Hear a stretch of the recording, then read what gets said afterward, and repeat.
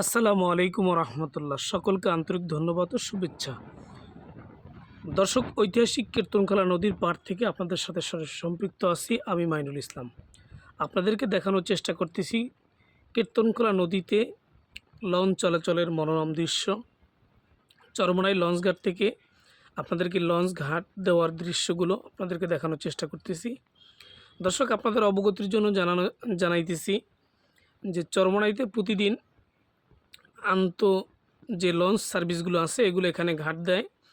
এখান থেকে লঞ্চগুলো সকালবেলা ঘাট দিয়ে বরিশাল শহর উদ্দেশ্যে চলে যায় এবং দুপুরের দিকে বরিশাল শহর থেকে ছেড়ে এসে বরিশাল জেলার আওতাধীন বিভিন্ন উপজেলায় লঞ্চগুলো চলে যায়। বিশেষ করে মেহেন্দিগঞ্জ, পাতারহাট, হিজলা, মুলাদি এ সমস্ত অঞ্চলগুলোতে এই লঞ্চগুলো চলে যায়।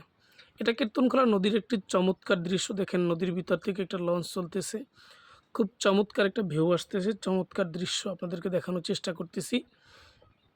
কীর্তনখোলা নদী একটা বিশাল নদী। নদী দিয়ে প্রতিদিন অসংখ্য গণিত নৌজাহাজ চলাচল করে, দেশের বিভিন্ন স্থানের উদ্দেশ্যে চলে যায়। তো এই লঞ্চগুলো এখানে ঘাট দেওয়ার পরে যাত্রী নামিয়ে এখন বরিশাল শহরের উদ্দেশ্যে রওনা দিছে। লঞ্চের পাশাপাশি এখানে ছোট ট্রলারও আছে। ট্রলারগুলো লোকাল যাত্রীগুলো নিয়ে আসে এখানে স্থানীয়ভাবে। এখানে যারা আসার তারা আসে পার্শ্ববর্তী এলাকা থেকে এবং পরবর্তীতে এই লঞ্চগুলো বরিশাল শহরের উদ্দেশ্যে চলে যায়। ট্রলারে অনেক সময় অনেক মালামাল বহন করে বিভাগীয় শহর থেকে স্থানীয় যে লোকাল উপজেলাগুলো আছে উপজেলাগুলোতে এই মালামাল পণ্যগুলো নিয়ে যায়। আর লঞ্চগুলোতে সাধারণত যাত্রী বহন করে।